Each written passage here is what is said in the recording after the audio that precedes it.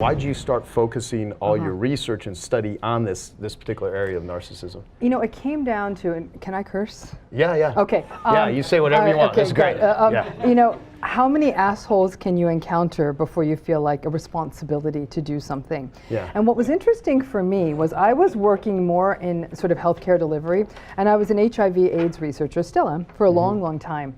And what was happening was we had a research site that I operated in South Los Angeles in a neighborhood that had really been destroyed by HIV, and then we ran another program at my university.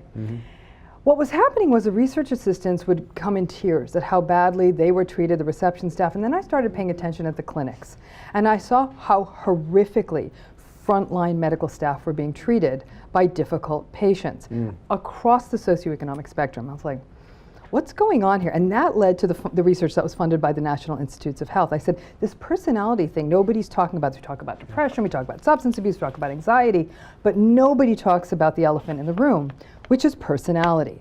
From there on, I couldn't unsee it. It was happening on airplanes and at hotel check-in desks and at Starbucks, and I thought, oh, we have a problem. At the same time in my private practice, and I had a very small practice at the time, people kept coming in and saying, my spouse doesn't listen, he or she doubts my reality, I feel like I'm not there, they're so deeply entitled. And I'm like, and I kept sending them these really sweet emails, like from today's session, here's what we talked about. Then I realized I was writing the same damn email over and over again. That's what led to that book, Should I Stay or Should I Go? But then I realized, wow, this is a problem. And that led, and I was doing that work 10, 15 years ago. It led into a deep dive into narcissism, and I realized the mental health profession isn't touching this. It was the third rail of psychology and psychiatry, and I've really put myself on an academic gulag at this point. Like they're saying, nobody does this work. My own mentor said, honey, if you try to do this, no university is gonna hire you. Mercifully, I had tenure, so I could do what I wanted at that point. But it's really the issue that nobody in mental health wants to talk about. But I tell my students, if you understand narcissism, you understand mental health. I think what I've done that in a way no one else has done has brought this to the awareness of the masses. And I think my frustration is, if any of you know about scientific publishing, the bulk of psychological research sits in psychological journals that are so esoteric, nobody understands what the hell's going on. It's numbers and figures and nothing makes sense. And nobody takes the time to elevate that work to something that anyone in any profession or any walk of life could understand. I think it's tremendously arrogant that billions of dollars are put into research and none of that research was usable by the populace. Everything written about narcissism is like dense, and nobody gets it, and it's all psychoanalytic, la la la, sit on the couch, 20 years. I said, these people are suffering now. We need to bring something to them, and when you're an old lady who wants to bring an idea to the forefront, what do? You work with a millennial. And they said, Doc, this is how people are learning. And I had to have as much faith in them as they did in me, and I have two gals who were once my students, and I said, okay, with no budget whatsoever, let's sit in this tiny room and figure this out. And that's how we started with YouTube. We had 0 subscribers as of this time last year. We're at almost 150,000, which isn't bad for an absolutely like clueless, like my kids are like, you're too old to be a YouTuber, Mom. And I'm like, I'm sort of not really a YouTuber, but that's really what it was. It was trying to take psychology and put it in the public interest. Yeah. How long did it take you to write? I mean, this is it depends on actually sitting down and writing. I write very quickly, and I love to write. You know, so for me, once I'd start writing, I could go on 12-hour benders and just keep going. I could write 10,000 words a day. Like it kept going. So the actual writing I would like you to write for me. Okay, I love it. I love it. I mean, I guess maybe that's just being a grad student and all that, but 14 months of writing, but frankly, it was 5 years of research. So there was a lot of grinding, going through the academic work, the theoretical work, and then what happened was the election happened in 2016, and politics aren't relevant here, but the word came into the public purview like it had never before. And I had to make a decided decision once the election happened. I had to decide whether I was going to become political or try to cross both sides. I decided you're going to sell more books if you could sell them to both sides of the divide. So I said, because there's a whole world of psychologists and psychiatrists that take on, is Trump a narcissist? I mean, my cat knows that Trump's a narcissist, so it's not even that interesting a conversation. But the difference was, if you're the mental health person that does the Trump is a narcissist piece, you lose a lot of people who are his supporters. And I'll be frank with you, Joe, his supporters are often some of the most brutal narcissistic relationships out there. They needed my content. These are people who are often more low-wage workers who can't get therapy but will watch a video about why their husband's being mean to them.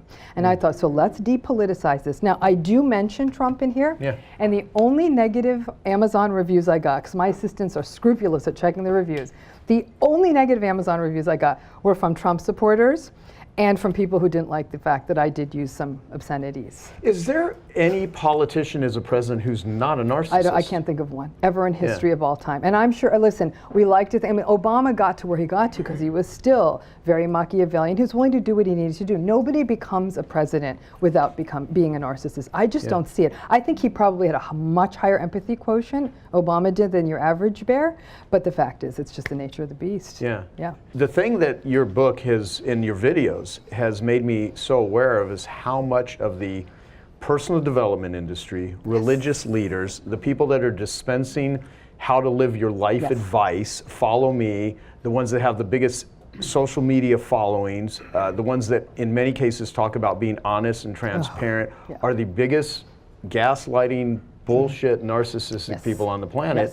And these are the ones that the world follows and takes advice from. It's a very interesting thing. It's interesting and it's dangerous. I have a fair number of clients in my practice who are deprogramming from cults. But the reason they chose to work with me was being in a cult is like being in a relationship with a narcissist. It's exactly the same top notes. So as we undo it, then I will take their cult and I'll say, it did this, this, and this. How did you know that, doctor? I'm like, well, because it's exactly what a narcissist does. So, and sometimes it's yoga gurus. If the minute you call yourself a guru, and I say this as an Indian woman, you're already in murky waters. Like, no, don't call yourself a guru. Like, you know, so it's so it's just even the terming, and it's I also think that one of the biggest issues we've seen is the forced positivity of the world. You've got to be optimistic. You need to think positive.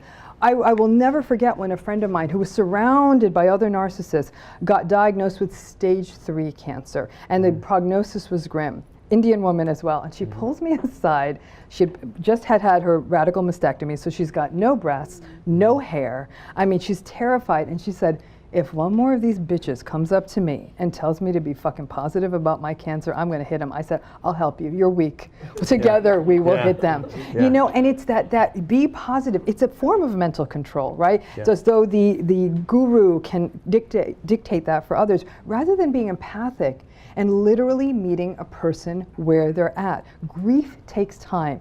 Trauma takes time to process. Hurt needs to be processed on an individual's time. And saying, be happy because I'm telling you to be happy. It's completely unempathic, but yet here we are. So let me ask you to define narcissism, and let's make some distinctions between sociopaths, psychopaths, because I think that'll help with the foundation here. So I think the key here, number one, what is narcissism? It's a lack of empathy, entitlement, grandiosity, arrogance, inability to manage any kind of disappointment, and that tends to be manifested as rage, chronic validation seeking, but all of this, and envy of other people, but all of this, the core of it, and this is what gets forgotten, is that it's all based on a deep, deep insecurity.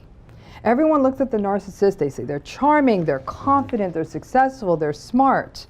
That doesn't mean if you're those things, you're narcissistic. But if it's built on that core insecurity, that's why the person needs to be grandiose and entitled. Because if I was that fragile inside, my temptation would be to protect it. It's like if you broke your arm, what do? We put a cast on it. Why? So the arm doesn't get broken again, or the bone doesn't get agitated or moved. When you have a broken inside, you're that insecure, you're going to protect it. How do you protect it? I'm the shit. I'm the best. No one's better than me. Why should I have to wait in this line? I'm the best after all. Everybody move out of my way so I can be the first in line. Why am I not the VIP? All of that's protective. All of that is them putting this carapace around this fragile interior. So anything from the outside that cracks it, marital breakup, somebody else beating them at what they do, getting more sales, having more money, having a bigger yacht, having a better whatever, that is going to piss them off. And that's where you see the rage and the acting out. That's narcissism, okay? There's different kinds of narcissism. There's grandiose narcissism, which is sort of textbook, come to my palace and be palacey with me, and I'm so great, and you're so lucky to be my friend, and I'm so beautiful. That's what we classically think of narcissism. But then there's the malignant narcissist, and that is somebody who's downright dangerous. They're malevolent, they're exploitative, they're manipulative. They smell like a psychopath, but you're going to learn in a minute why a malignant narcissist isn't a psychopath. They're slightly different creatures. There are the more vexing covert narcissists. These are people who don't look like narcissists. They look like victims. The world was never fair to me. I never got a fair shake. You know what? Maybe he succeeded because he got more money to start with than me. I would have been better than him if my dad gave me money up front. You know what? I'm too good to show up to a job. Why should I do that? Like, I got all these ideas. I'm the next Steve Jobs. Like, let the world find me. That's covert narcissism. Right. They look so hangdog and so sad all the time that people often think they're depressed. And they come to a therapist's office who thinks they're depressed and treats them for depression for 3 months, and then wonder why they're not getting anywhere. And this person, well, the world is against me. The world is against me. The world is against me. Right. Their grandiosity is, why doesn't the world see how great I am? Versus the grandiose person who says, look how great I am. Yeah. And then there's even what we call noble narcissists. These are the people who do lots of charitable work and have these big rescue the elephants, rescue the world, rescue everyone kinds of profiles, but they're doing it solely for validation. That's the same as a communal narcissist? No, they're the same as a communal. Same as a communal or noble narcissist. Okay. These are the people who you think like, wow, they're saving the world, they're so charitable, they're so wonderful, but then catch them behind closed doors and they treat their partners, their families, anyone one-to-one, their staffs, absolutely horribly. So they only have empathy when they're on stage or they're saving an elephant. I mean, I see so much of that especially in the stuff that I've done in the nonprofit world, and it's cosmetic. It's very cosmetic, yes, but it's so the work is being done in the name of seeking validation, right, versus for the meaning and the purpose, or just the higher purpose, as you will, of doing the actual work. That's narcissism. I'm sure you're wondering, what's the difference between that and narcissistic personality disorder? Hey, I hope you're enjoying this video, and I want to let you know that I have a new book that's come out, and if you'd like to get it absolutely free, there's a link below in the description, or you can wait till the end of this video, or you can simply go to joesfreebook.com and you can get a copy there.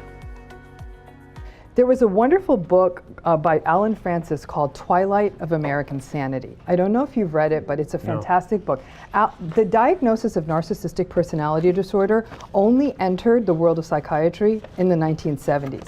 This is a late entry. Freud wrote about it. Otto Rank was the first person who wrote about it. These were early, analysts and obviously theoreticians, but we didn't make it into a diagnosis till the 70s. Francis was one of the people who wrote about it. Okay. When Trump got elected, he wrote this book about narcissism, and he's like, Trump doesn't have narcissistic personality disorder. Why not? Because in order for something in the DSM, the Diagnostic and Statistical Manuals of Mental Illness, you have to, in order for it to be diagnosis, it either has to be causing the person subjective distress. Think about a depressed person. They're uncomfortable. They can't get out of bed. They feel sad all the time. They're angry. Or it has to be causing them social and occupational impairment. You look at somebody who's got seems to the world a fine marriage, or at least the person thinks it's a fine marriage or relationship. They seem to have perfectly fine kids. At least to the world it looks like that, and the person thinks that, and they're not having any distress. We don't get to diagnose it, which is why the majority of people with narcissistic traits don't get diagnosed, because nobody ever lays eyes on them. Yeah. So that's why the prevalence of narcissistic personality disorder is about 1 to 5%. I'm spitballing here because we don't have the numbers. The prevalence of narcissism in the American culture is probably closer to 30%. That gap. So 30% of. I would guess so. Yeah. Wow. Yeah. Wow. It's 1 in 3. But now when we go to psychopathy, we jump the rails. Narcissist, insecure. Okay.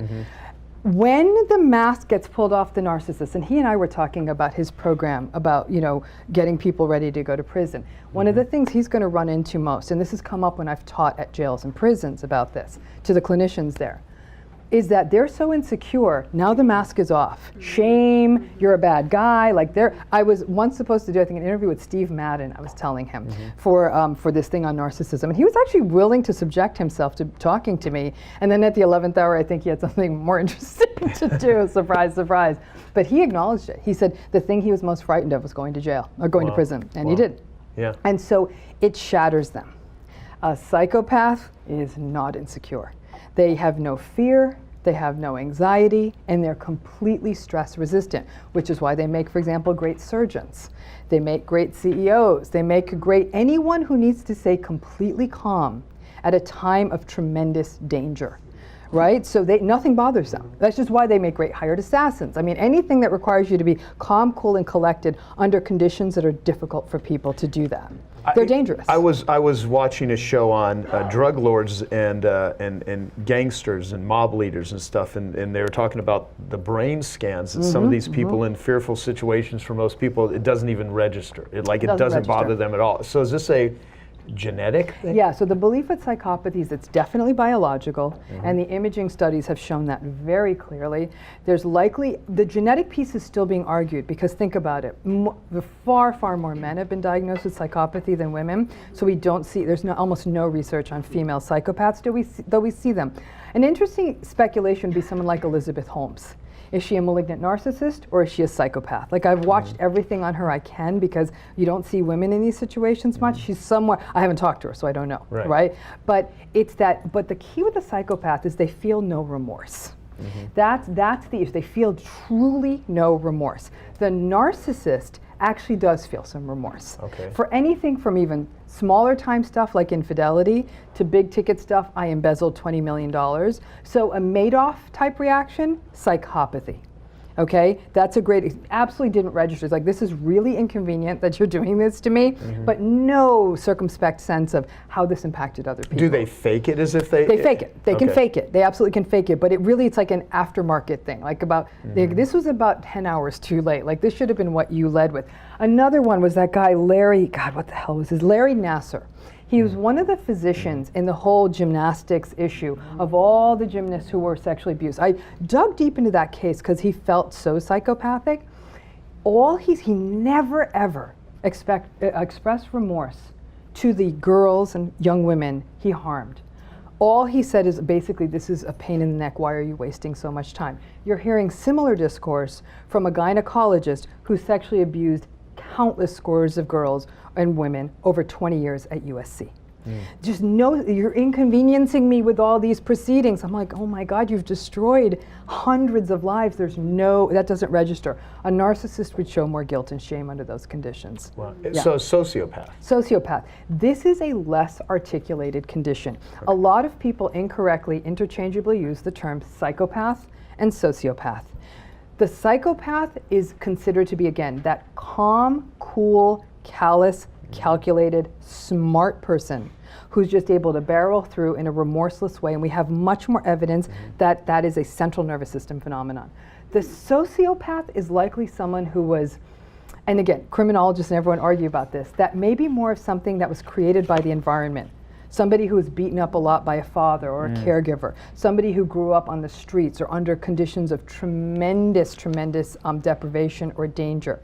And that under different conditions, the story could have probably gone a little bit differently. They also tend to be more combative. You'll probably see a lot more sociopaths in prison than you will psychopaths. Sociopath gets into a bar fight. A psychopath would never, diminish themselves in that way. They'll find a way to slowly destroy that person's life or kill them, and no one will ever know the difference, kind of thing. Wow. So whereas a sociopath, they'll fight, they'll get into a street fight, they'll get into a bar fight. They're less regulated. They tend to be less successful. The big difference that's been brought up in the literature is a psychopath at some level doesn't understand the function of rules. They're like, why is this a rule? Like, why can't, she did me wrong in a drug deal. Like, why can't I kill her? Like, please help me understand this. A sociopath knows he shouldn't kill her and still will.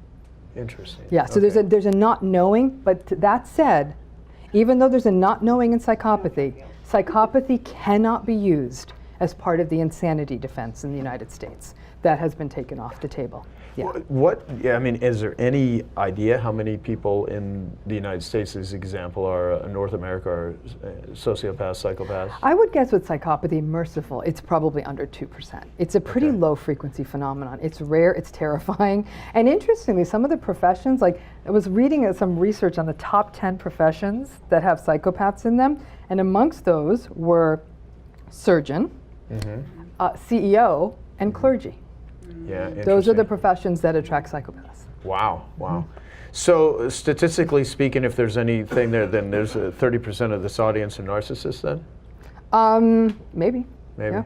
Yeah, I mean, in this, I mean, again, Can you I don't want to point be to them, mean the ones that you just because I love this group has been amazing. Yeah. But what you might find in a group like this, because everyone is so successful, is sort of what I consider just sub-threshold narcissism, like just enough cockiness to get you into trouble. And I would love to sit with each and every one of you and find out what your close personal relationships are like, because it may very well be that that's where it's not working as well as it could be. Gotcha. And again, you may have also gotten lucky, Joe, because you're you, and you might have gotten 100% entrepreneurs where there's not a single narcissist in the room. Listen, is a little of it going to make you successful in business? Sure, because if her and I are vying for the same job, and I like, oh, she's so sweet, I'm going to give her all the intel, we're in this together. I may not get the job, but if girlfriend's like, yeah, she's going, and she's like, I'm not telling her everything. Right. That's, you know, is that narcissism? I think it's probably a heavy-handed use of the word, but that lack of empathy, I mean, that to me is what the whole thing sort of hinges on. And then when we talk about the origins of narcissism, I think people can self-reflect. But I got to tell you, so far, my alarms maybe have gone off 1.5 times today at the most. How do I develop one of the most amazing entrepreneurial group of givers without narcissists in it? Like, how awesome would that be? Like, because I'm part of many other groups and speak at a lot of different things, and and some of them are just filled with narcissists. Part of it is how much of your discourse is an us-them discourse. You know, like, we're the chosen and everyone else is a loser. I haven't heard that once today. You know, whereas other groups will say, you're the chosen being here, those other schmucks don't know what they're doing. So if someone else was doing what you're doing and kept saying Joe Polish is a hack, he's an ass, he's an idiot, that's probably going to generate sort of a more kind of a narcissistic kind of a groove.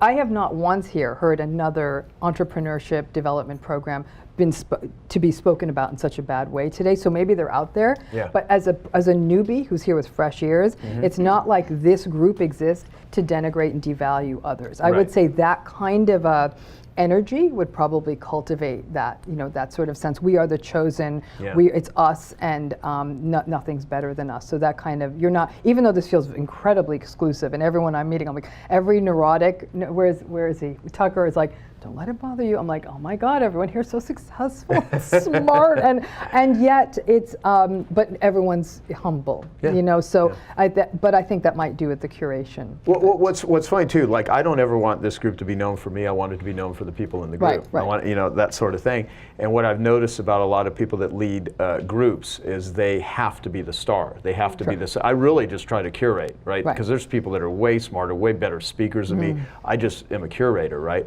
And a lot of groups, if they're not the main star there and everyone's beneath them, it just doesn't work for them. They can't function that way, and it's quite fascinating. Now, having said that, I've said this jokingly, that anyone that writes a book, anyone that's a speaker, anyone that puts themselves out there publicly has some level of low self-worth, low self-esteem, wants the world to applaud them, they want validation. 100%. How do you know if you're a narcissist? Meaning, you know, I'm like, how do I identify certain traits that I could, as an aware, if I'm aware, can do something to better myself? So let me ask you this. Do you have contempt for human emotion? Meaning? Contempt. Like, you know, let's say she all of a sudden started, you know, like, huh? Don't be such a whiner. Yeah, don't be such a whiner. Or like she starts telling us something personal and it's like, oh, come on, get over it. I rarely say stuff like that because I'm with the work that I do in Genius Recovery, and with one of my main goals is to reduce suffering. Even with this group, it's not I haven't figured out how to market it. It's a lot easier to tell someone how to come into here and build and grow a business than it is to reduce entrepreneurial suffering. But I'd rather reduce entrepreneurial suffering, because if I can lower that, then they're going to succeed in far greater levels. But is that a long way of saying you don't have contempt for people's emotions? Like, you know, in other words, you know, that's it's rare I would say don't feel that feeling or try to shut it down. Or even just be grossed out by feelings. Like, you know, people are like, oh my God, like there's too many people talking about their feelings. I don't want to be bothered with this. You know, I'd say in the past, maybe I may have had a tinge of that, but I don't think. To me, when I say people, I get probably at least 10 emails a day from people all over the world who email me and say, shit, I've watched your videos.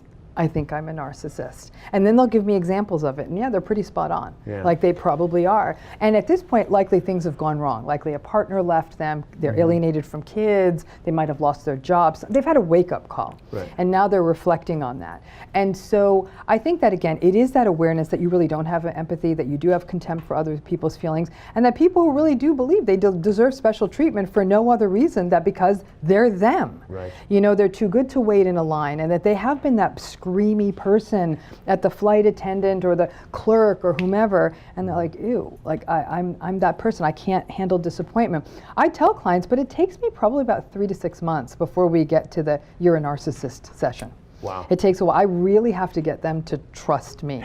You know, how and do they respond when you say that? And they're like, yeah, you're right, or you've got my number. Only once somebody got mad, but by and large, they're like, yeah, you know, I'm down with that. And then we start doing the work, which never really works, but that's okay. Let me ask you about that, because there seems to be the notion that there's not a lot of hope for these people.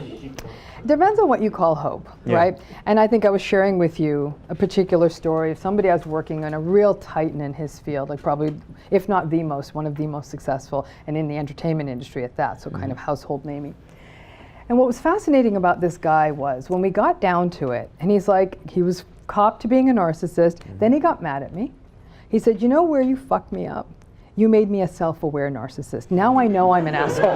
Like I was pretty blissfully like not owning my being an asshole. Now I know I'm an asshole. But then he became very aware of his contempt for people's neediness, for people's emotion, for people's feeling. Like that really, really bothered him.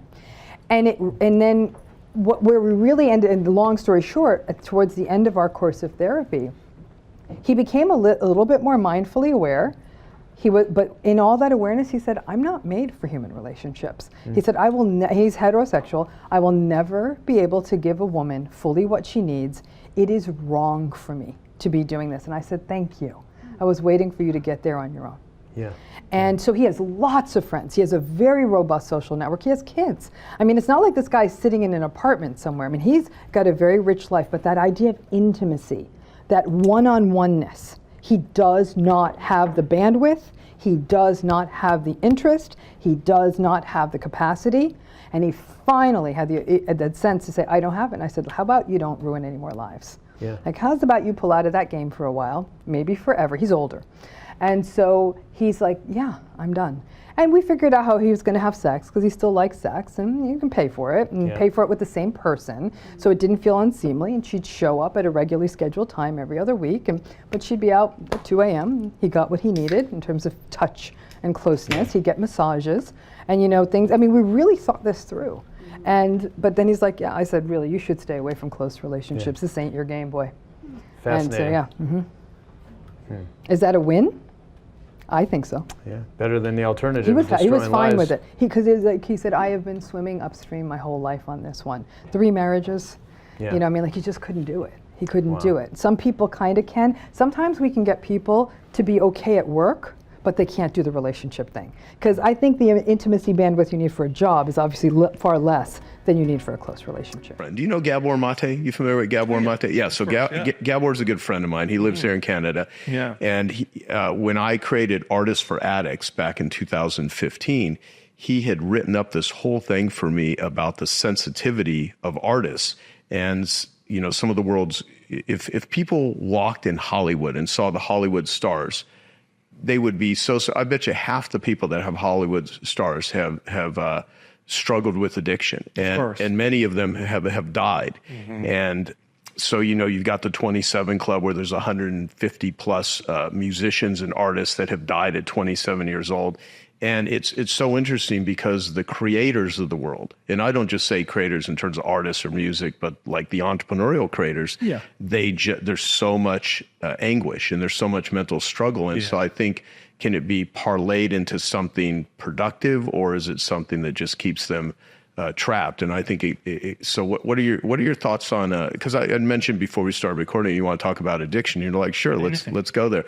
And I think of addiction as a solution to pain. You know, I don't believe you can punish pain out of people. So if you try to incarcerate someone, which they do, or you look at someone as a moral degenerate like a choice, then it just makes it more hidden. People don't want to talk about it because they're going to be publicly shamed.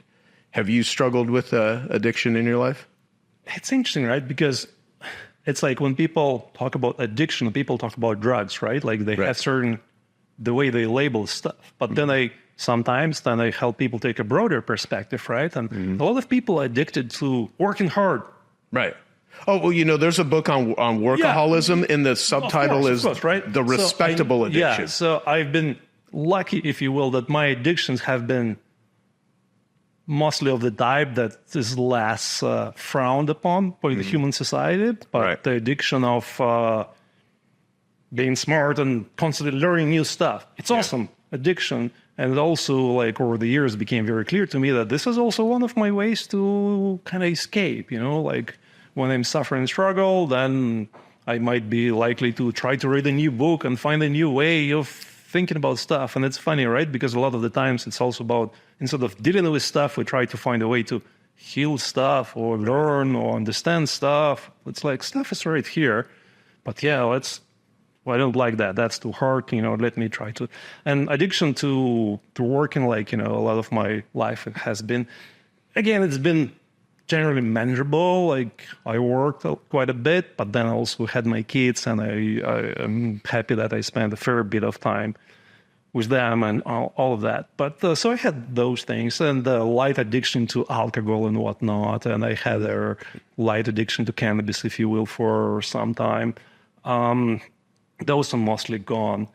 But again, like, for me, this is it's a word. What does it really mean? It means that a human being, we all have emotions we're not comfortable with. And then we try to find a way to manage them, right? And then we find the tool, and eventually, inevitably, we overuse that, right? Like, we work a bit, we work more, work hard. Oh, it's cool, generates dopamine and recognition and results and success and whatnot. But then we keep working more and more, and, we're stuck in that. Or maybe we drink a little bit, and then over the years, we keep drinking more and more, or whatever other thing we consume. Like, coffee is my drug. I like it. I drink a few cups a day, and it is a drug. And what's the most coffee you've ever drank in a day? Not a lot, like, I don't know, maybe 4 or 5 cups. Okay. I mean, one of their mechanisms that's been programmed into me a long time ago is discipline, right? So that's been a very powerful tool that's been in me since my childhood. And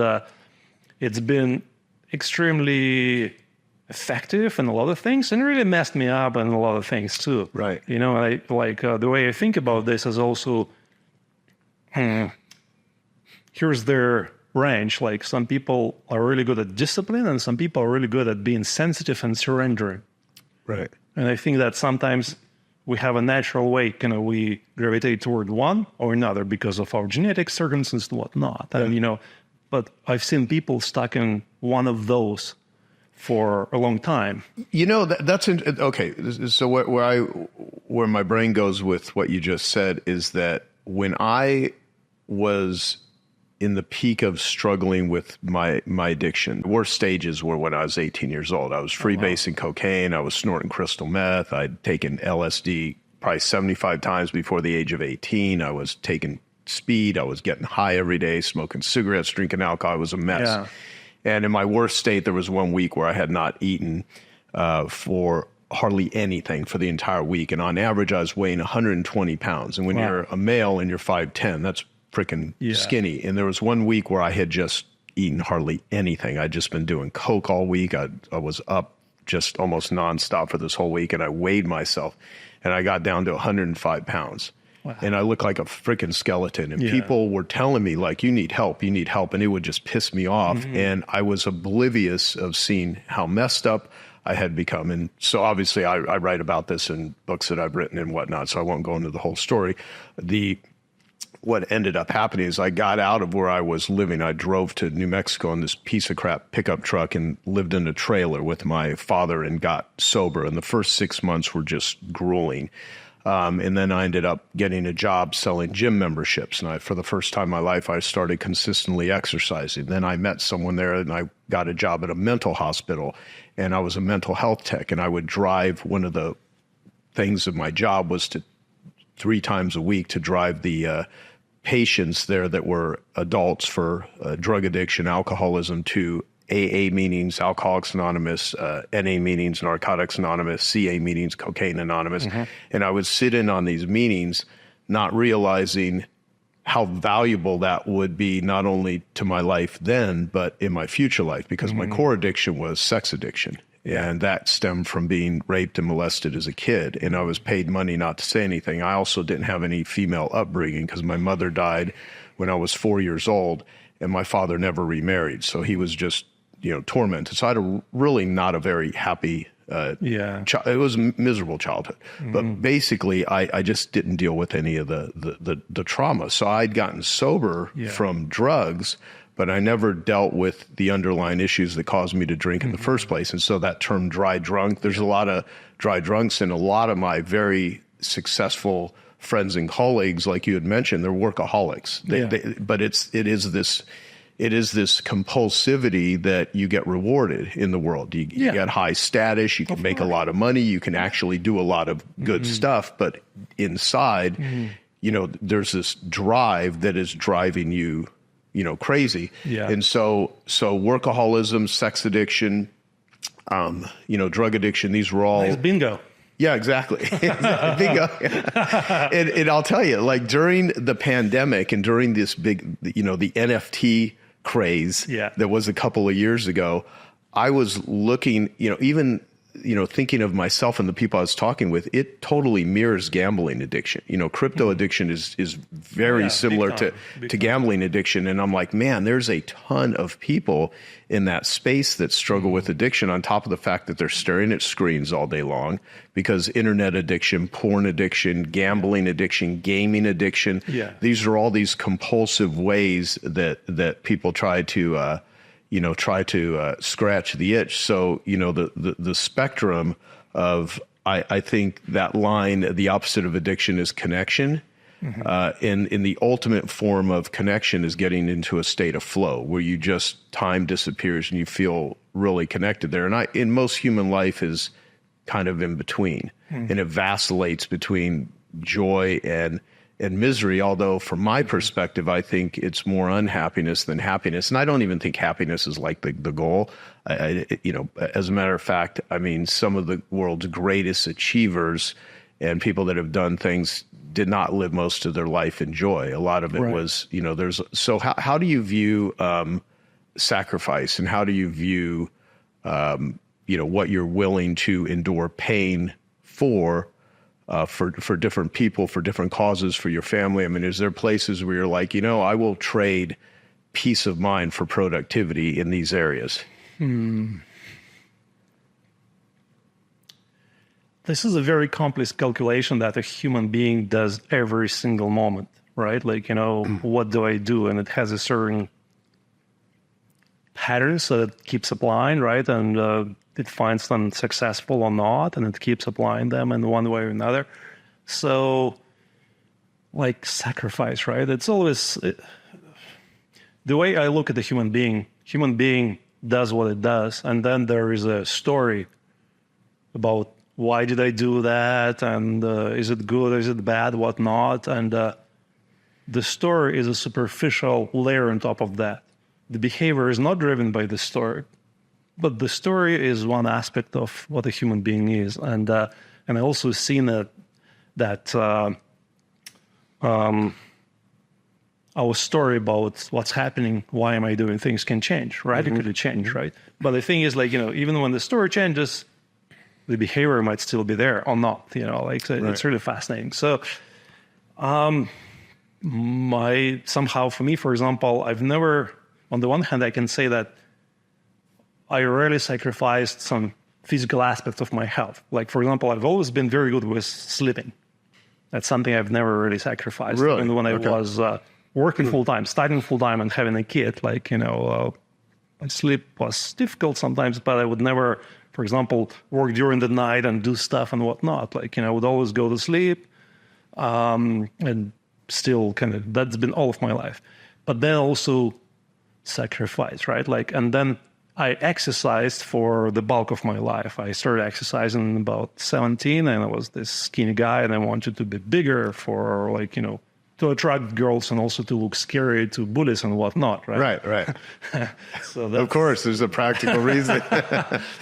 so I've done that, and it's been awesome, but also, like, I've been in that discipline of doing that. I've been also looking back. I've been so insensitive to some injuries and stuff, and injuring myself, basically not properly healing, and some of that stuff caught up with me later on. Right. So it's like, so that's another sacrifice, right? So all kinds of sacrifices, right? But whether we talk about sacrifices or not, right? Like, we kind of want to say, I'm noble, I'm doing this stuff for the good, for the future. But you know what? Fuck your future, because the future will always surprise you, right? Yeah. So we do what we do, and then what happens is what happens. So it's merely what we do is our current best effort based on everything that happened to us, based on our current mindset and emotions, and how did we sleep, and what did we eat, and what did we listen to, and maybe listen to your podcast, right? Yeah. Or maybe we listened to some asshole who said something different and gave us some whatever crystal meth. I never tried that, but well, you know what's funny? The only thing that makes the brain light up quicker than sexual imagery is methamphetamine. I mean, when you probably don't want to try it. It's a bit, but here's the thing. Like, I don't think if you're sitting there, I don't even know what the hell rational even means, like, half the time. Yes. But if you would sit there and be like, let me take this substance that's going to, be clearly has a lot of consequences, but it gets you high. But at the same time, if you've been on medicine journeys, which you have, those could be really intense too. But the point is like, people are trying to escape constantly the reality of a situation. So, let me mention this. Because I want to get your perspective on what you think of this line. I talk about it all the time because it just, for some reason, it just resonates with me. So I have a Genius Network member named Dr. Don Wood, and he's a trauma doctor. He used to be a hockey player, and he's in his 60s, and he never had a lot of severe trauma. He never had, like, that he can recall any serious trauma in his life, but his wife did.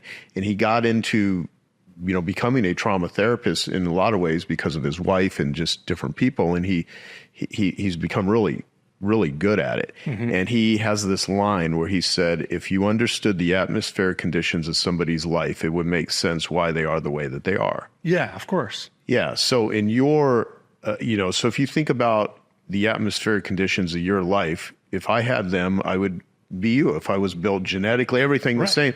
And so, and you've talked about this, where people are just doing what it is they do. It's not even right. Let me also talk a little bit about this, because when we talk about trauma, I don't even like to use that word anymore, because for me, it's just like every human being has all kinds of influences on them all the time. And then some of them, they are powerful and they stay with us for a long time. Some of them are more fleeting, right? And you look outside the window, you look at this tree. It has a unique shape of its branches and leaves and whatnot. It's been shaped by how the sun, the structures, the wind, the humidity, and all of that stuff. Right. The same with a human being, right? We are shaped by that, but we're not a static thing. It's not like we become this and then we stay this. We're ever flowing infinity, constantly dancing with our environment. And what is also interesting is that as I've been in the last year, especially kind of diving more and more into the world of AI. And AI is modernized. They are built on a somewhat simplistic model of a human brain, neural networks. And what is very interesting is, like, one aspect of this. Like, when we humans think about the brain, and we have, many of us heard the story that we have these neurons, and they then get activated. For example, a neuron can be activated when you see somebody's face. Right. So we say that, and people we're well familiar with, they might even have a bunch of different neurons activated when that happens. But anyways, and human brain is one unique aspect of this, is that it's much more complex than our simplistic story about this, meaning that if you take a particular neuron, it's not that it reacts to a particular abstract event, like this human being, but it reacts to maybe this human being and also affected a little bit, like it's activated less or more based on the weather, based on some maybe music, based on some of their chemicals that you have in your bloodstream from what you eating. And the thing is, so it's a very complex structure, and you cannot just take away one neuron and say, oh, this is a bad thing, this is my addiction pattern, and I can somehow get rid of this, because this is an intrinsic aspect of what you are, and maybe your kindness, maybe your ambitions and your achievements, they're there in that neuron as well. Right? So we talked a little bit about this thing about many people are now on this journey to authentic self, right? And that idea is based on a very simplistic understanding of human being, that here's my good, authentic human being, and here's some bullshit that I don't like. I'll get rid of the bullshit. I'll be so awesome, right? And this is so fucked up, man, right? Because you already are all of this, and all of your parts are interrelated. You know, you take this part, and then maybe you will have less of this pattern, but also you will become maybe less friendly, less ambitious. Maybe you will get really fat. Who knows, right? But that's the point. You cannot disassemble a human being into components. It's just like one interconnected, interwoven structure. Yeah. Okay. What is addiction? Let's define it. So addiction is complex, but it's manifested in any behavior that a person finds temporary pleasure or relief in, and therefore craves, but suffers negative consequences in the long term and can't give up. Now notice any behavior. I didn't say drugs. Most of the time we think about addiction, we think of substances, and that certainly is one important target of addictive behavior. But I said any behavior. That could be gambling, could be sex, could be relationships, could be internet, could be Facebook, could be shopping, as in my case, could be eating, could be work. Any behavior that gives you temporary relief, pleasure, but you suffer negative consequences and you don't get up, that's an addiction. Now let me ask you this question. According to that definition, how many people here will acknowledge that sometime or another in your lives you've had some kind of an addiction? Sometime. Okay. That's how relevant it is. Okay, and if I'm going with that stream, let me also ask you guys another question, for which I'll ask some of you to just put your hand up and shout out your answers. I'm going to ask you not what you're addicted to or when or for how long. I'm just going to ask you, what did you like about it? What did it do for you? What did it give you in the short term? So who would tell me? Relief from? Relief from pain. Thank you. Anybody else? Sorry? Control. Control gave you relief from pain. Gave you control. What else? Love. Escape. Somebody said. Escape from anxiety. Thank you. What else? Was that loneliness? It dealt with loneliness. Okay, let's look at these things now. Escape from pain. Pain relief. Sense of control. Relief from loneliness. What else did people say? Anxiety. Relief from anxiety. In other words, inner peace. So right away when you understand that, you get that the addiction wasn't your problem. Your addiction was your attempt to solve the problem. And the real question is, how did that problem develop? How come it's 7 billion human beings in the world you felt lonely? How come you lacked a sense of agency, control, authority in your life? Why were you in so much emotional pain? And everything you've said, the loneliness, the lack of power, the lack of control, the anxiety, these are forms of emotional pain. So my mantra on addiction is not why the addiction, but why the pain. And this is where we can talk more about it, but as you and I both know, the current model of addiction is either the legal one, which says it's a choice that people make and therefore we have to punish them for it, or it's a medical one, in which case it's an inherited brain disease. But it isn't either of those things. What it actually is an attempt to solve a human life problem, that of emotional pain, loneliness, distress, anxiety, whatever it is. And the real question then is, what happened in my life, or your life, Joe, or everybody else's lives here, that we incurred pain. And then how do we deal with our pain? Because the addiction itself magnifies the pain. It multiplies it. It increases it exponentially. So it begins in pain, as Eckhart Tolle, the spiritual teacher, says. Addictions begin in pain and they end in pain. Mm-hmm. Yeah. Well, it was on this stage last year that I actually, for the first time, publicly told about not only my drug addiction, which I, for several years ago was the first time I started talking about being a drug addict. And what was that in your case? Cocaine, was it? Or what? It was cocaine, yeah. Right. Well, I mean, heck, when I was between the ages of 16 and 18, it started with, I would get high every day and smoke pot. I would take pills, speed. I would snort crystal meth. I would snort cocaine. And there was one day I remember where one day I was freebasing. I was on LSD, I was smoking cigarettes, drinking alcohol, taking mushrooms, and snorting crystal meth, all in one day. And I mean, like I was in bad shape. Now, Gabor, when I was in Vancouver, you toured me around where you actually, Vancouver's east side, because you treated some of the worst addicts on Vancouver's east side for many years. And during that time, I did a lot of drugs, and then I moved away from the environment, started exercising, ended up getting a job in a mental hospital as a mental health tech, and I would take the patients that were there for addiction to AA. I would drive them to AA meetings and NA meetings, and I would sit in on those meetings, never realizing later in life how much relevance it had. But the core addiction was sexual addiction, because I was molested as a kid. My mother died when I was 4. I was molested as a kid. I was paid money not to say anything between the ages of 8 to 10. And it wired in my head that sex is not an intimate act of love and oneness. It's something you do to get off. If I may interrupt, there was something else here too. So I'll talk about myself and I'll talk about you. Mm-hmm.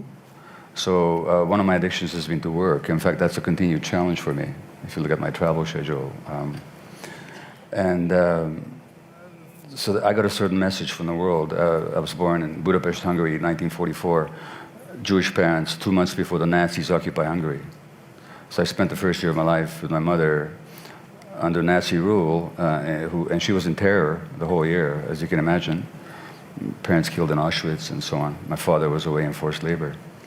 The message I got from the world is that the world didn't want me. Not because Hitler didn't want me, because I didn't know Hitler. But my mother was unhappy. And children are narcissists in the developmental sense. They take everything personally. So when the bad things are happening, it must be about me. And if she's not happy around me, Thich Nhat Hanh, the spiritual teacher, says that the greatest gift parents can give their children is their own happiness. Because the children take that personally. It's about us. We must be great creatures. So when my mother is unhappy and depressed and in terror, I get the message the world doesn't want me. And then at 1 year of age, she gives me to a stranger to save my life. So I don't see her for a month. I get the message the world doesn't want me. Now, then in Canada, 30 odd years later, I become a physician. Well, one way to deal with not being wanted is to become a doctor. Because not they're going to want you all the time. They're going to want you when they're being born, they want you when they're dying, and they're going to want you at every moment in between. And the beeper is always going. This is before cell phones, of course. And the beeper is always going, and you're getting validation every moment. And what it is a compensation for the sense of not being wanted that I've never dealt with. Now, in your case, you got a message as well, that you're wanted through your body. You're wanted through your body. You're wanted when you're sexually available. That's the message you get. What are you going to do? So, especially if you look at men who are sex addicts and women who are sex addicts, there's no such thing as a what's the word, an nymphomaniac. That's just a slander. What it really is women, or sometimes men, who've learned that only through their bodies and only through the sexual act are they actually wanted. Well, that's really addictive, because we all need to be wanted. Yeah. And I think that's also what's behind it. Absolutely, absolutely. So, and I lived with so much shame. Even though I started making money, I always had that deep shame and that secret life, and I just struggled. And the thing that became more apparent to me was I was in I became financially capable of joining like a high-profile group, and I joined a high-profile group for people that were struggling with sexual addictions. And in that room were billionaires, famous athletes, politicians, Academy Award-winning actors and actresses, men and women, and I saw people that the world admired in their most broken states, and I realized, wow, that whole saying, that which is most private is most public, that so many people struggle with this, and that's why I've now wanted to use the platform that I have in business to go out and try to change the global conversation about how people view and treat addicts with compassion instead of judgment. And right now the criminal justice system is treating addicts when it needs to be something else. Well, if you look at the criminal justice system, it's really based on this idea that, as I said earlier, that addiction is a choice that somebody makes. If somebody's not making a conscious choice, what are you doing punishing them? You don't punish people because they're suffering and they're trying to escape from their pain. You help them, right? Instead of making them criminals. And number one. Number two, it's very arbitrary as to what we decide should be legal or illegal, because give me 1,000 heroin addicts who inject 4 times a day in a quantity that does not lead to an overdose, and give me 1,000 people who smoke a pack a day, and another 1,000 who drink heavily. Guess which 1,000 is going to be the healthiest and the longest living at the end of 30 years? By far the heroin group. So by far, I'm talking medical facts here. So by some, I'm not saying that heroin should be legalized and sold in corner stores like cigarettes, but I am saying that the decision to criminalize it is utterly arbitrary, and has nothing to do with either science or logic or humanity. Right. I mean, you cannot punish pain out of people. And I mean, I have some stats here that I've heard you say that, every month 9/11 happens. Actually, according to the President's Commission on Addiction, on the opioid crisis, and by the way, even when we talk about the opioid crisis, it's a rather arbitrary determination, not because it isn't a crisis. I mean, it is. According to the President's own advisory commission, every 3 weeks you have a 9/11 happening in the United States as a result of illegal drug overdoses. And we're just talking drugs. We're not talking all the other. We're just talking illegal drugs. We're not even talking alcohol or cigarettes or everything else. We're just talking overdoses. And now it's hitting the white middle class. It's actually helping to lower the life expectancy of the white middle class male for the first time in a long time. But it's been hitting our Aboriginal population for a long time.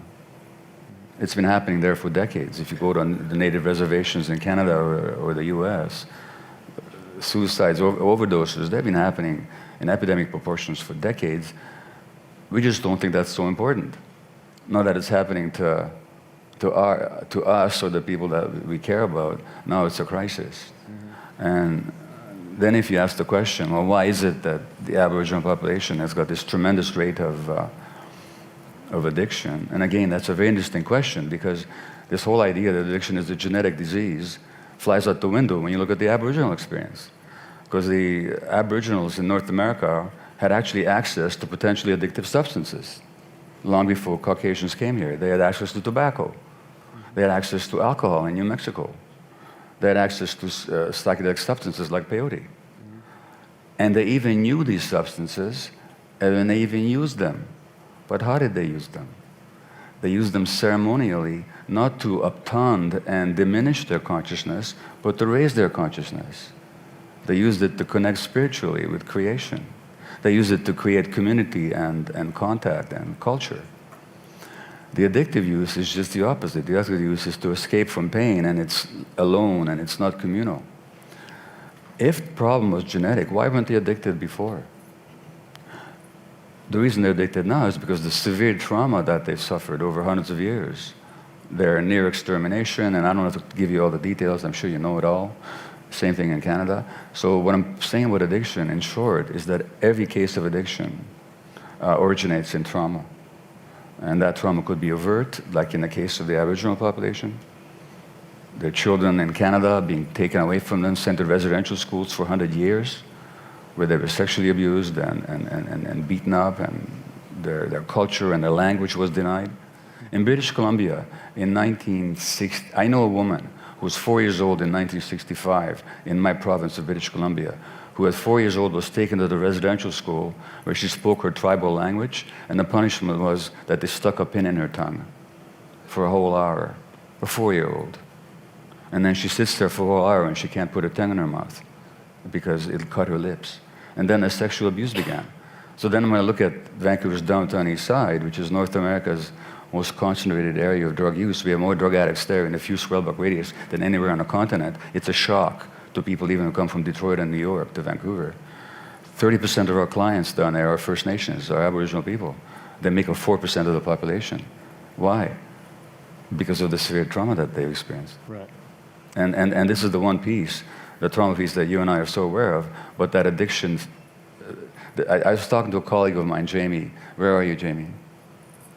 You're here somewhere in the room? She's a physician from Detroit. Oh, Dr. Jamie Hope, you in the room? Oh, I think she's in the Genius Lounge. Okay, all right. Yeah. Yeah, so she works in the emergency ward at a Detroit hospital. And she graduated in 2005 from medical school in Michigan. And I asked her, how many lectures on emotional trauma did you receive? Not a single one.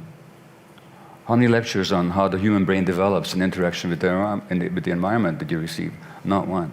Yeah. Which is the same with me when I went to medical school, I don't know, 40-odd years ago. And so what I'm saying is that the medical world utterly misunderstands the problem and don't get any training in understanding human psychology. And the same thing is true of many of the programs where people go for addiction. So they never deal with the core issue. They only deal with the behavior of addiction. But the behavior is only a symptom. So let's first define functional medicine. What is it? So I think that the way of giving a definition of functional medicine is in part to do its antonym. So the medicine that we have today, we call the healthcare system, is a disease care system. Mm-hmm. And it's actually pretty good at doing that, quite honestly. I'm a product of an education in the disease care system, medical school education, PhD, all those things. But if we were to then say how much is health embedded within that system, I think we would all come to recognize very little. And I have come to recognize over the 50 years that you can't burr the healthcare system out of a disease care system. Mm-hmm. There are two different models, two different language systems, two different objectives, and therefore you need another kind of schema, another system that really focuses on health. And then you start asking, well, what is health? How do you metricize health? Now I'm going to define functional medicine. Because when you ask people, and we did this on our website a number of years ago, what is your definition of health? I was thinking that people would come up and say, well, it's the absence of some disease. I don't want to get cancer. I don't want to get heart disease. I don't want to get dementia. Those were very infrequent answers out of 24,000 people that responded. Their definition of health was, I want to run a marathon. I want to be at my grandchildren's college graduation. I mean, there are all sorts of other things that when I codify them, I recognize that we're really talking about function. Right. So health is not just the absence of disease. It's the presence of function. So then I started to say, does our healthcare system, in the way that it's defined today, deliver anything related to function? And the answer is no, except for rehabilitation in case of orthopedic injury, or maybe it used to be called functional medicine, meant psychosomatic medicine. It's all in your head. So someone asked me when we defined functional medicine differently in 1990, why I chose that term to play with. Because it had some pejorative term before that that was really related to either geriatric medicine or psychosomatic medicine. But in 1990, I followed the literature fairly closely. I'm a bibliophile. And I came to recognize that there were new terms being applied to function, like functional cardiology, functional radiology, functional endocrinology. And these were then using the term functional in a different way to talk about physical, cognitive, metabolic, and behavioral function. And if you could, in fact, quantify each of those and metricize them and roll them together, that was a person's real aspect of what they thought was health. So that became my, in 1982 to 84, when I was with Linus Pauling on sabbatical from my university position, that was my whole calling through talking to Dr. Pauling. How could we design a system that would incorporate health as a primary focus, that would codify and provide remedial approaches to improving a person's physical, metabolic, cognitive, emotional, behavioral function? And that when I started to take that out, thinking it was really so simplistic an idea that everybody must subscribe to this, I got a lot of pushback from people saying, no, in the absence of disease, there is no worry. Wow. You were well until proven sick. So that's the change in the model. Well, good for you for having the vision and even pushing through it. Elizabeth, who's she'd share with me this quote a while back, a few months ago. A healed patient is a lost client to the medical industry, right? And it's true. And can I stop you right there? Yeah. Because that is an incredibly important concept conceptually. If you deep dive into that, which we won't do, but let's just go right to the next level of many levels. This concept that docs want to keep people sick is not true. I'm a medical school professor for 13 years. I was a tenured professor. I published 100 articles and research, and I recognize, having dealt with medical doctors now for the last 50 years, that they are really impassioned to do a good job and to get their patients well. But they're limited by their own specific catechism, the rules of the road, the way they're reimbursed, the way they're judged, the way their licenses are regulated. And that is the next level up. It's the administrative hierarchical level that makes medicine into a business that really creates this fracture, because doctors are leaving the profession. They're not fulfilled. They're not re-enchanted. They thought they were going to spend all this time going through school and learning things to really help people, and then they get out there and they find they're an indirect salesman for the drug companies. And that is really unfulfilling. So I want to make really sure that we don't leave the wrong impression about docs. Docs want to do a good job, but by the standards of care, what's called usual and customary procedures, they're constrained by their licensure. And I mean, I could go through many examples of this, and we're trying to break that chain. We're trying to be break the tyranny of the diagnosis as being the cause of medicine. That is a tyranny. When you get what's called the ICD, that's the International Classification of Disease, that's how a doctor is reimbursed based upon a diagnosis. It comes through an ICD code. It's now ICD-10. That then constrains them into a thinking that's very myopic, very siloed, and very turned to this whole concept of usual and customary. You can't have usual and customary if you want to really create a healthcare system, and that's where we are. Yeah, thank you. And let me speak to that too, because just since I made that statement, I feel that the same way in a lot of systems. Me and Dan Sullivan have had this conversation about things start out as a movement or a cause, then some become a business, and then if they get corrupted, they become a racket. And I think there's a lot of rackets that are going on. And a lot of the people within these, it's a system, it's a systemic problem. The individuals oftentimes they're just in how you just explained. They become inadvertently, drug dealers for a pharmaceutical company. And how do you work within that system? You either change it or you have to leave it. And for instance, this was a very interesting stat from the book Dark Calories by who I've now become friends with, Dr. Kate Shanahan. And she talks about, the gross domestic product, the GDP of healthcare is in the 18% range in the United States. Food is, I think, 5.4%. Military is 3%, and technology is 1%, less than 1%. So almost $1 out of every $5 is going to healthcare. That's why you see so much pharmaceutical. That's why you see so much corruption. Just follow the money, right? And so right after I left the trip with you, me and Cherie went and spent 4 days with Dennis Bellani. Where's Dennis at? Back here, right now. He's a big farmer in Saskatoon. He took me to, the biggest farming, convention, aginmotion.ca, and then I went to his facilities, and then we went out with all these farmers, and they're explaining everything to me related to seed oils and canola and organic and non-organic and regenerative farming. And then he introduces me to all these people. We go to the agriculture department at the University of Saskatchewan, or is it University of Saskatoon? Saskatchewan, and we're in Saskatoon. These freaking names. Right? And so, Canadians. And then we do an interview at the very end. I film a ton of stuff. And I also realize in that industry, and I'm like still learning all this stuff, where there are people in it that are great, what I've learned from dentists, these farmers, their perception is they're feeding the world. They want to feed the world. That's what they want to do. And so the question is, like, then you have big agriculture, right? Well, what does that even mean? Because he's in big agriculture, he understands that sort of thing. But what I see is these food companies, and what I notice is a lot of people don't talk to each other. You know, the influencers aren't talking to the farmers. The doctors aren't necessarily always talking to the farmers. I think you talk to everybody. I think in your world, you're just trying to figure this out. And so I think in a lot of ways, what is the solution to this from your standpoint? How do we... Well, I think once again, your brilliance penetrates through, because it's below the surface. You have to listen to your words. So feed the world. What does that mean? What do we want to feed the world? Mm-hmm. Do we want to feed the world calories? Do we want to feed them nutrition as defined by the American Society of Nutrition and the USDA? Or do we want to feed their hearts, bodies, minds, and souls with something that gives them full potential for their genes to express the white light of good health? That's a whole different set of objectives, right? That last one I just talked about.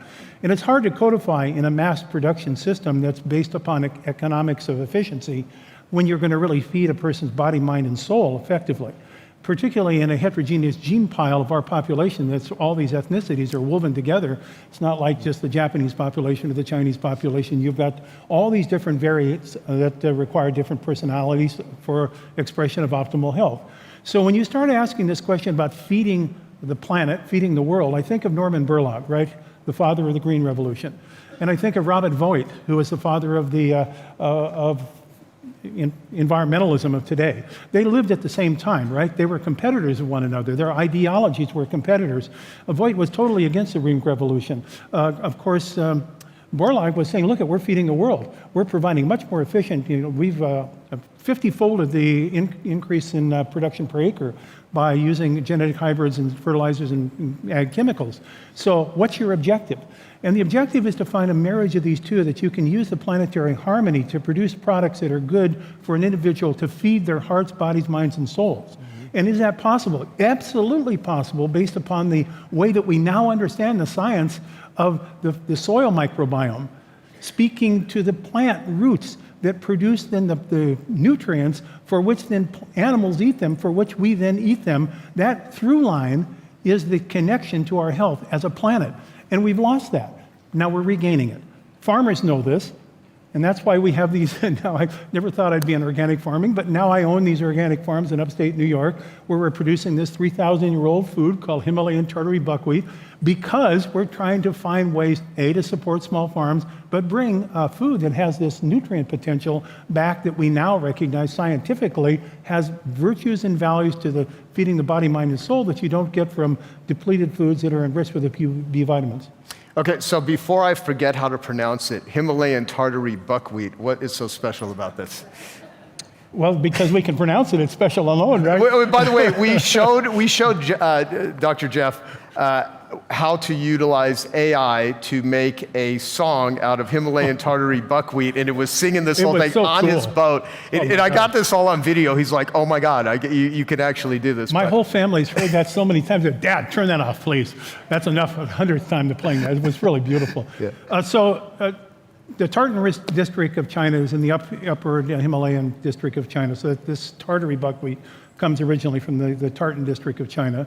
It's a 3,000 to 4,000-year-old food. It's one of the two oldest agriculturally husbanded foods on the planet. And it turns out that it has an extraordinary array of nutrients, 141 to be quite honestly, because we've analyzed it, nutrients that modulate how our genes express their function, particularly through the immune system. And so I've been talking to Dan Buettner about the blue zones. What is characteristic of the diets of people in the blue zones that are living long and healthy and don't need a lot of modern medicine? What's one of the things, clearly there are many parts of their lifestyle, community and relaxation and spiritual beliefs and so forth, but one of them in the diet is that they're consuming foods that are fulfilling the same process or principles as is Tartary buckwheat. It contains their foods because they're colored like the rainbow. And what are those coloring agents in foods, vegetables and fruits and grains and so forth? Those coloring agents are called flavonoids and polyphenols. We have neglected them in our science of nutrition until recently. They were throwaway. We fed them and we gave them to fed pets, and so we made springy pets and worn out owners. And so now we find that these particular compounds of which there are over 10,000 in an unrefined food supply, have extraordinary effects, not like vitamins, but they're upstream to regulate how genes are expressed, particularly genes that are rapidly expressing themselves. And where are those? Those are the tissues, principally in the mucosal cells of our body, the gut mucosa, the lung tissue, and the immune system. Do you know you're producing 1 million new immune cells every second sitting there today? 1 million new immune cells. Now, will they be as good, better, or worse than the ones they're replacing? That's the question of our age. And why do you think we did so poorly with SARS-CoV-2? The worst developed country in the world with regard to outcome of COVID-19. More intubation, more hospitalization, and more death, not because we're older, but because our immune system sucked, quite honestly. We were not measuring the right things. We're not looking at that first line of defense, the innate immune system, which sits where? On the surfaces of our tissues, the gut and the lungs, which are the sites that the SARS-CoV-2 spike protein attached. Now we start to recognize, as we're piecing this in retrospect together, that as we departed from the foods that actually delivered those nutrients, it regulated those processes, that we pay the price. Thinking that we're the most well-nourished population, the healthiest in the world, twice per capita on healthcare than any other country, but when you look at the outcomes, we had more death than anyone with SARS. So all of this starts to make some sense in light of the new science that relates to what's going on with things that we learned long times ago, but we're having to relearn with the language of today. Boy, that's great. There's so many things I could ask you about. So with Genius Recovery, my addiction recovery foundation, my tagline is I want to change the global conversation about how people view and treat addicts with compassion instead of judgment, and find the best forms of treatment that have efficacy and share it with the world. So I want to ask you about, what do you know that has efficacy, that has been proven to work for the craving state, for people that are struggling with addiction? And I'll preface it with saying, Johann Hari has kind of popularized the term, the opposite of addiction is not sobriety, but it's connection. And in that context, I believe he meant we both have a mutual friend, Gabor Maté, who talked about addiction and being very much a response to trauma. When I talk with you, though, and what we were talking about before we were filming was about connection with neurotransmitters, connection with the gut, connection with the human body. So there's the social connection, but there's also this, who we are as humans and what is going on internally with our health. And if we're very disconnected, it's very hard to feel joy, feel happiness, and so therefore addiction becomes a solution to pain. And so I wanted to get your perspectives, your insights, and this could be all of you, related to addiction. What can be done? So I think first, you said it beautifully in your writings and your advocacy. How are you addicted to life? Let's start with that. How do you get addicted to life and life purpose and life's value and life's joy? So if you're not connected there, you will always find a connection, right? So the connection could be a chemical. Mm-hmm. And that may, and there's any number of options of chemicals, right? Right. And so, and some of those chemicals are reimbursed by insurance and given out to treat the lack of connection of life. Okay. So you start asking a question, what is the path that allows your body to get to a resting state? And we often in medicine call it homeostasis. But homeostasis is a little bit of a misleading term, because the most healthy and resilient person who's on center is not static, they're dynamic. They're homeodynamic, they're highly resilient.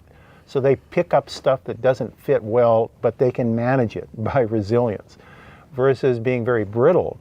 And if you say stasis, meaning locked in, now something comes from the outside, there's no capacity, no headspace to manage it. So now you seek out a remedy for that will fill the gap somehow, in search of a remediation of what is generally pain, right? Right, absolutely. Either emotional or physical.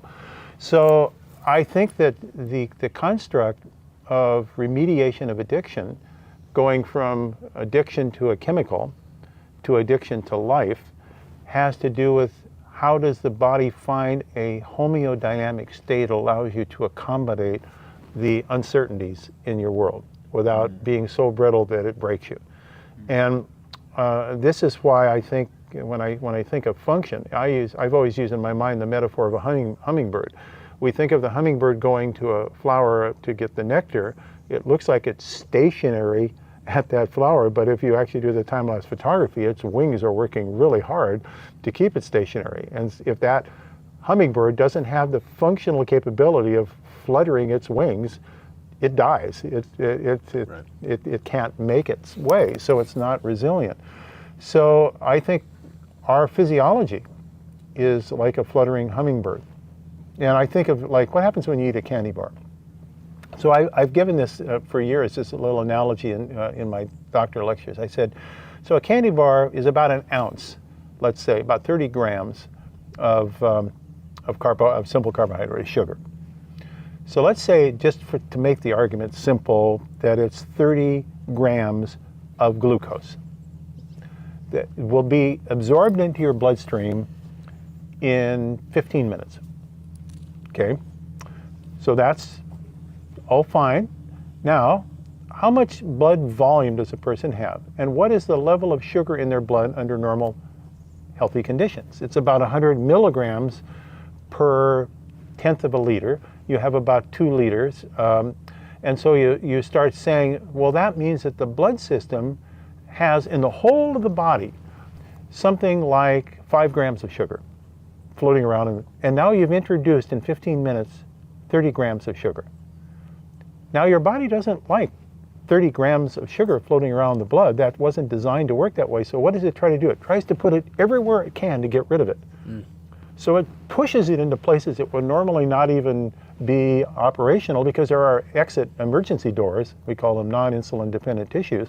Now it pushes them into the eyes. It pushes them into the kidneys. It pushes them into places that don't, in your brain, that don't require insulin. And now you have glucose overload. Now it's the malnutrition of too much.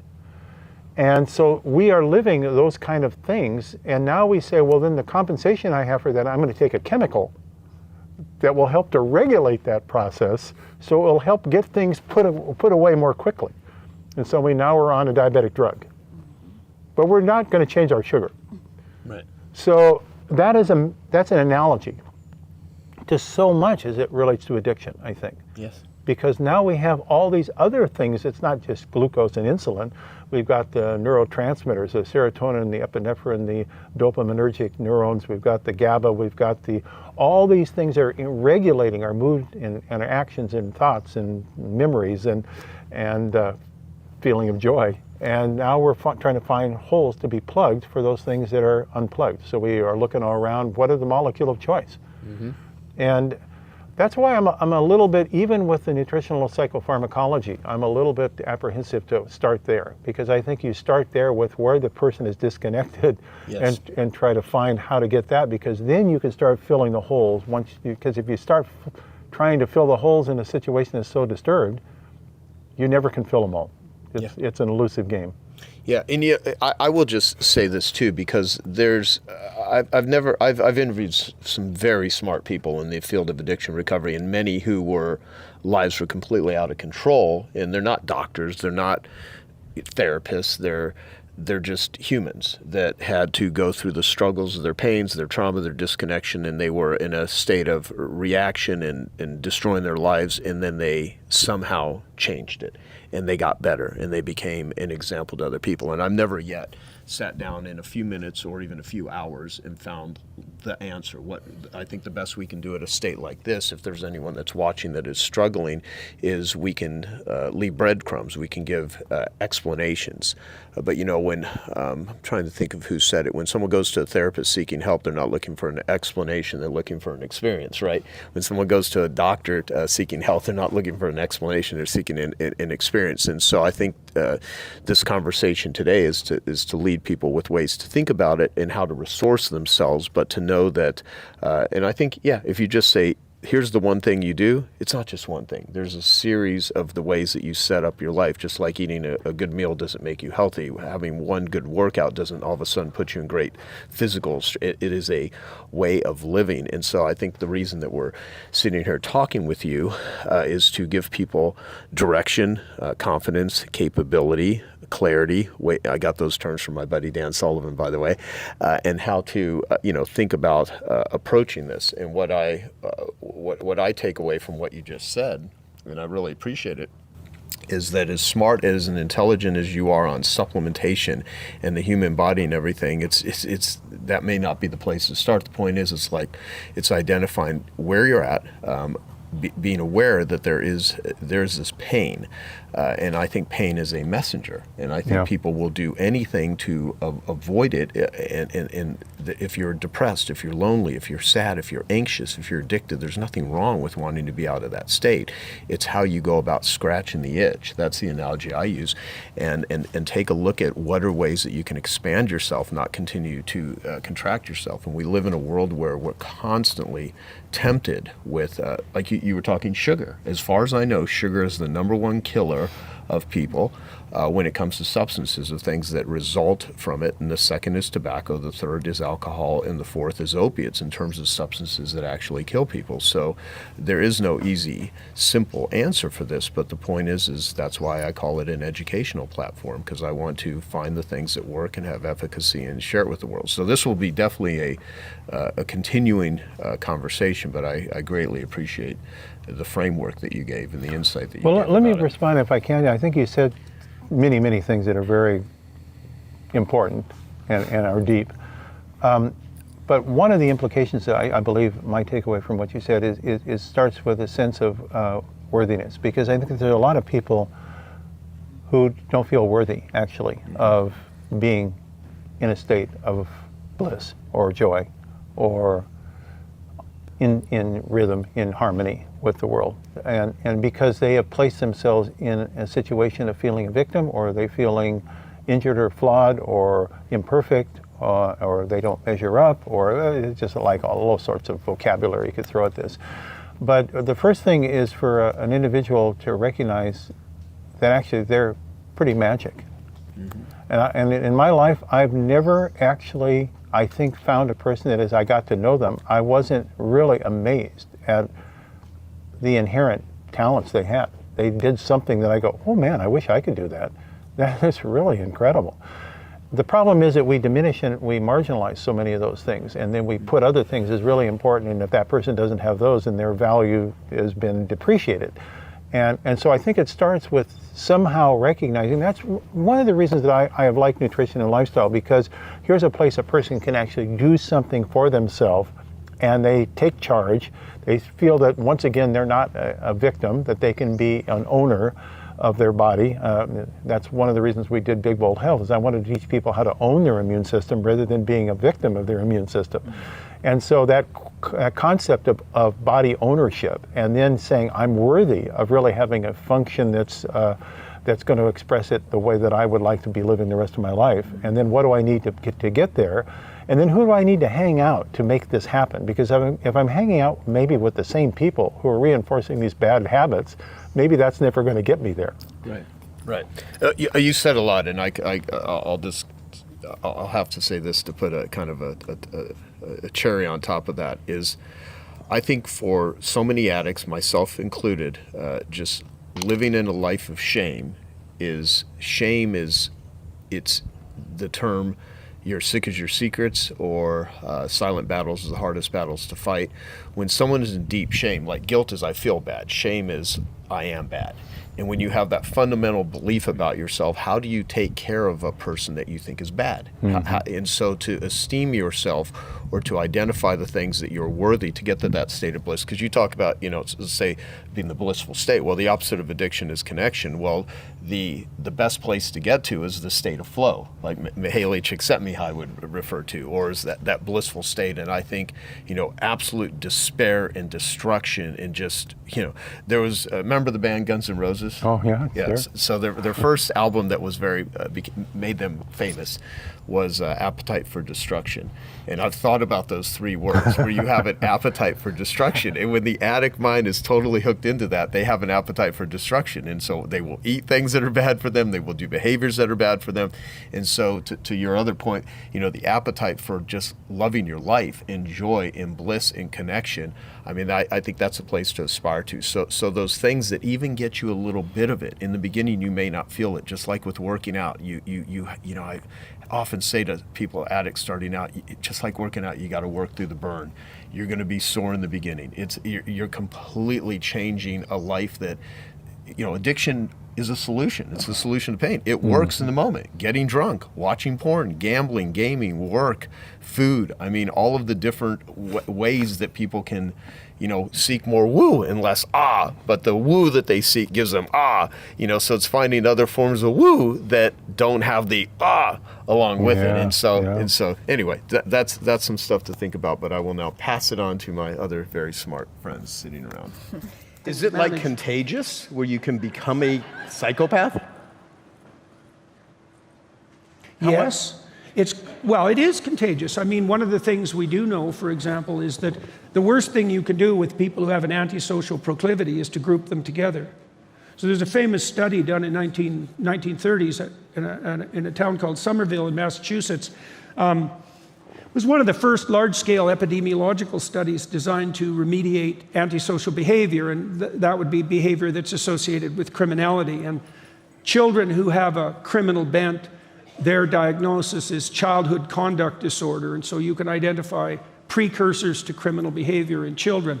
Early sexual experience, for example, is a marker, just so you know. The Somerville crowd did an intervention with inner city kids in the 1930s designed to sidetrack kids who were at risk for later criminal behavior, so from broken families, for example, in lower socioeconomic neighborhood. And they basically threw the works at them in terms of interventions and divided them randomly into an intervention group and a non-intervention group. It was actually a well-designed study. And they taught them to read, they taught them social skills, they taught their parents parenting skills. They did everything you could possibly imagine that might help remediate this developmental trajectory towards criminality. One of the things they did was they took the kids out of the urban environments and put them in camps, in summer camps, for 2 weeks a year. And the kids loved it, and the counselors loved it, and everybody thought the whole program was great. And then they de-blinded the study and analyzed the results, and the kids in the intervention group did far worse. Much more likely to be alcoholic, much more likely to be criminal, much more likely to suffer from severe illnesses like schizophrenia. And when they did the detailed analysis, they found that the reason for that was that they grouped them together in summer camps, and they learned to compete to be criminal. Right, and so one of the things we know, this is one of the real failures of the prison system, is there isn't anything worse you can do for antisocial people than to put them with other antisocial people, because then they're around antisocial experts and they compete. Right, well, it makes sense, right? Well, we also found too that, so the psychopaths, not all criminals are psychopaths, by the way. It's a minority of criminals who are psychopaths. But if you put psychopaths in group therapy, it makes them worse. Why? Well, they get better at doing what they do. Like, they're already manipulators. That's pretty much how they operate. Like, if I'm a psychopath and I'm talking to you, the only thing I'm concerned is with what you can deliver. Like, that's it. You're just a landscape of opportunity, and if you happen to be kind and sympathetic, so much the better, right? So if you put psychopaths through group therapy, they get more effective. It doesn't remediate the psychopathy at all. It's also very, very difficult to change that. Very, very difficult. It's very, very stable from like age 4 onward. Gotcha. So yes, you can teach people to be more criminal and more psychopathic, and we do that quite effectively in our society by the way we handle them. Wow. So yeah. Okay, I hope you found that video awesome and useful. So if you want to get a free copy of my book, I want you to click here. And if you want to watch some more videos that'll be useful and awesome, click here. Go ahead. They're over here. Do it now. Come on. Thank you. Watch them.